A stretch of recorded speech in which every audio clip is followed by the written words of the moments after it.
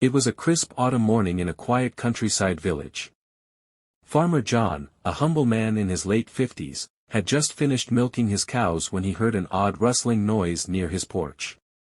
He assumed it was just the wind or maybe a stray dog, but something in his gut told him to check.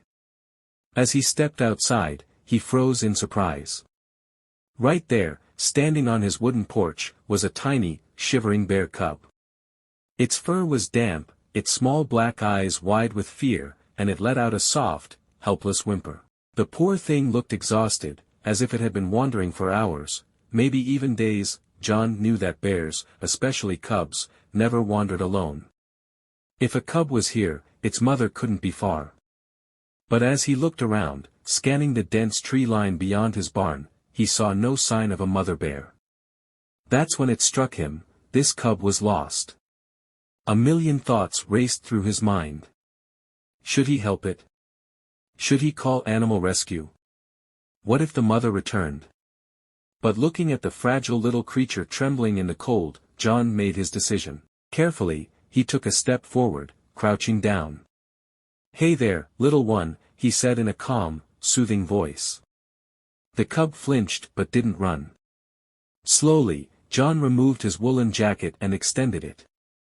After a moment of hesitation, the cub sniffed the fabric, and then, to his surprise, curled into it as if seeking warmth. John carefully lifted the cub in his arms, feeling its tiny heartbeat against his chest. He carried it inside his warm farmhouse, where the fire crackled in the hearth. He set the cub on an old blanket near the fire and went to prepare some food. He wasn't sure what baby bears ate, but he warmed some milk and crushed some berries he had picked the day before. The cub sniffed at the mixture, then hungrily lapped it up. John chuckled.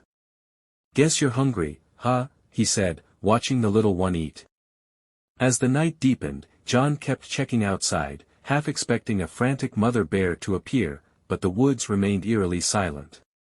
He knew he couldn't keep the cub forever, it belonged in the wild. But for now, he decided to give it a safe place to rest. The next morning, John woke to an unexpected sight. The cub was snuggled against his old rocking chair, peacefully asleep. He smiled. "Well, looks like you made yourself at home," he said softly. Over the next couple of days, John did his best to care for the cub. He let it explore his farm, always keeping an eye out for any sign of its mother. The cub followed him around like a shadow, stumbling over its tiny paws as it tried to keep up. When John fed the chickens, the cub curiously watched. When John chopped wood, the cub played with the stray logs. John knew he was getting attached, too attached. A week passed, and there was still no sign of the mother bear. John wrestled with a tough decision. Keeping a wild animal wasn't right, and even though he had grown fond of the cub, he knew the best thing for it was to be returned to the wild. He contacted the local wildlife rescue, explaining the situation. They agreed to help but warned John that reintroducing a young cub to the wild was tricky. "It's best if we release it near where it was found," they advised. John felt a lump in his throat. The thought of letting the cub go after spending so much time together was heartbreaking, but he knew he had to do what was right. The morning of the farewell was a tough one. John carried the cub in his arms as he drove to a forest clearing near the wildlife experts were waiting. The cub seemed uneasy, sensing that something was changing. As John placed the cub down, it hesitated, looking up at him with big, questioning eyes. He gently patted its head. "Go on, little one," he said, his voice heavy with emotion. The cub took a few steps toward the forest, then stopped. It turned back, as if unsure. For a moment, John thought it wouldn't leave. Then, from deep within the trees, a rustling sound emerged. A mother bear appeared. John held his breath. The cub let out a small cry and, in an instant, rushed toward its mother.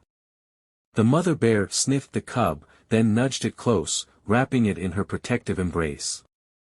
John felt a mix of relief and sadness. He had done the right thing. As the mother bear led her cub back into the wild, John stood there, watching until they disappeared into the dense forest. A part of him felt empty, but another part felt proud. He had saved a life. As John drove back home, his farmhouse felt a little quieter, a little emptier. But when he sat down in his old rocking chair, he noticed something, the blanket where the cub used to sleep. He smiled. Some bonds, no matter how brief, stay with us forever. And in his heart, John knew that somewhere out there in the wild, a little bear would always remember the farmer who once gave it a home.